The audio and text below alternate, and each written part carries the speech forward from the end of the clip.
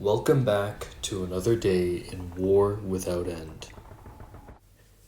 In 2008, a series of trials were conducted in order to see if there was a worthy replacement for the US military's M4.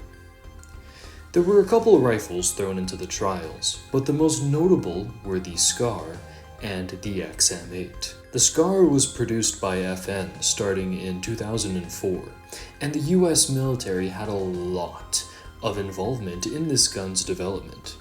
It came in two variants, the L and the H. The L was a 5.56 rifle, again very much in line to replace the M4, and the H was a battle rifle alternative for if the US military wanted to focus more on the 7.62 by 51 NATO round. The H&K XM8 was born from the G36. Using that rifle as the base for its platform, H&K started to teeter with the different specifications of the rifle to fit the standards that the US military wanted. Now, what is it exactly that the US military wanted? The military wanted a modular rifle, it wanted a gun that could run different optics, take a series of different attachments easily, it wanted a rifle that was lighter, it wanted a rifle that could be outfitted very quickly for long range, close range, mid range. They wanted a do-all kind of rifle. And while both FN and H&K both tried their best to do this, neither of the rifles really met up to the US military standards. You see, with the SCAR, the rifle was just too expensive and had serious ergonomic issues. And much of what made the SCAR great, because the US military, while it never really formally adopted the SCAR, did use it to minimal capacity. But all the good things about the SCAR, like the iron sights, the Picatinny rail systems, even the FDE coloring, would eventually be ported over to the M4 platform. So rather than replacing the M4, the SCAR was cannibalized in order to make the M4 better. Now with the H&K XM8, again, extremely expensive, and very outdated designs were put into place with it.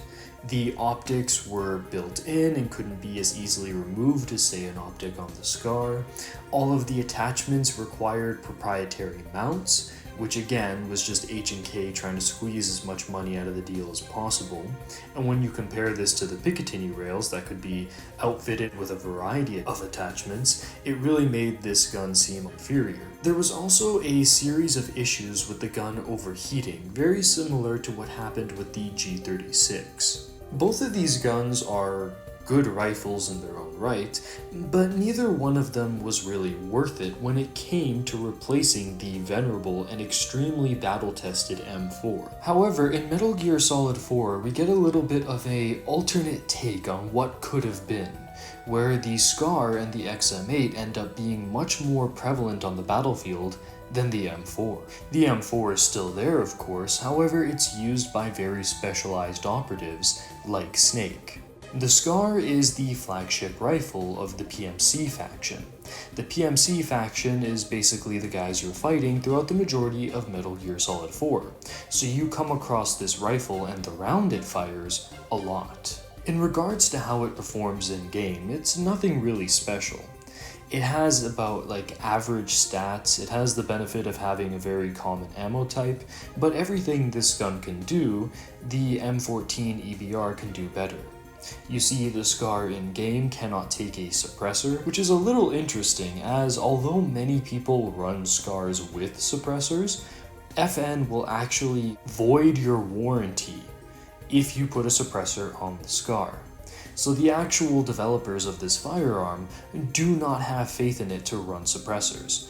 Maybe Kojima Productions had that in mind when they were making that decision, but either way, you can put a couple optics on this thing, but it's nothing that really makes it stand on its own. Still, it definitely makes a strong presence in the hands of the PMC units, and its FDE and very high-tech looks, for the time, made this faction feel very threatening to fight against. The H&K XM8 is the NATO Army kind of rifle, or the US military's kind of rifle.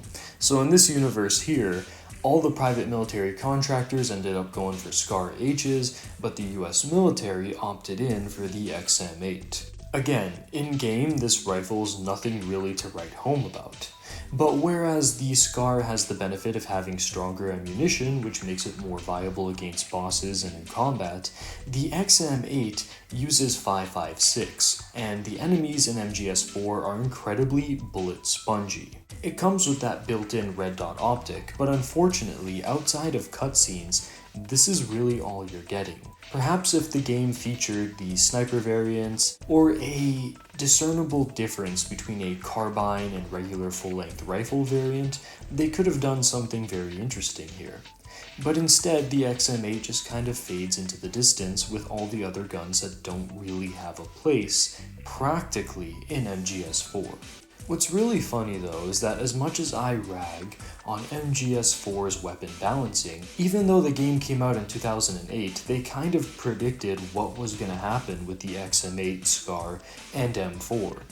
You see, the M4 in-game is not the M4 that we saw in MGS2, it's not the M16 that we saw in Snake Eater, it's a much more modern M4. Even by today's standards, the gun might have too much Picatinny on it, but it fills most of what people want out of an AR here in 2025, almost 20 years later. So this M4 in-game basically takes the Picatinny from the SCAR, the optics capability of the XM8, the crazy attachments and stuff that comes with Picatinny, but it can also be suppressed.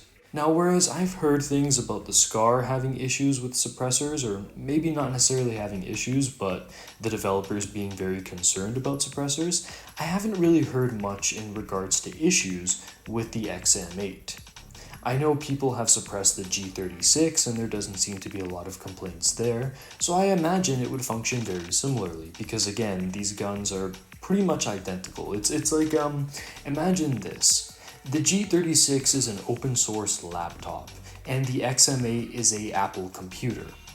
They both do the same thing and work similarly, however, the Apple computer will only work with Apple products and Apple gizmos and Apple software, whereas that open source one is much more variable in how you can use it. But yeah, all the way back in 2008, we had a game that was supposed to be showcasing these different rifles as these, super high-tech future M4 replacers. But just like real life, MGS4 ended up just showing how the M4 was here to stay, and it was just going to cannibalize both of these weapons for what they were worth and make itself even better. Of course, now we're at a point where the M4 has officially been replaced by the M5, which is the SIG Spear, which basically takes a lot of the design philosophies from the SCAR in regards to the FDE, the battle rifle design, the Picatinny and optics and attachment mounting focus. However, the SIG M5 took much more steps to make itself more practical and a much more appealing choice for a potential M4 replacer by having its own proprietary ammunition and the advantage of being able to rock a short barrel and a suppressor and still be able to shoot at great distances that you would normally need a long barrel for. This is due to a bunch of gas pressure mumbo jumbo, don't worry too much about it. But they basically just took the M4's ergonomics, added a couple stuff to it. In fact, the few things they did add to the ergonomics are a lot of people's issues with this rifle. But yeah, they basically took the M4 and just took it to that kind of futuristic battle rifle type of setup. I've talked before about piston ARs and their usefulness and how much easier they are to practically suppress and use with a shorter barrel. So looking at these two guns here that have the advantages of shorter barrels, easier suppressor hosts, in the MCX's case, a lighter overall weapon system, folding stocks, both of them seem much more appealing, and it just makes a lot more sense that these would be the rifles to replace the M4. Because when you look at the SCAR and you look at the XM8, they're cool guns that do cool things, but none of them could really replace the M4 because everything you could do with them could just be done with an M4 but better. Time will tell if the M5 and its lighter variant end up proving to be better than the M4, or who knows, maybe we'll go back to it. Again, like I said before, MGS4 came out in 2008, and the M4 in-game meets a lot of the modern standards almost 20 years later. Anyways, this has been Pliskin, and I'll see you again in War Without End. This is Solid Snake. Hey, subscribe to Pliskin Boy. God damn it. You heard him.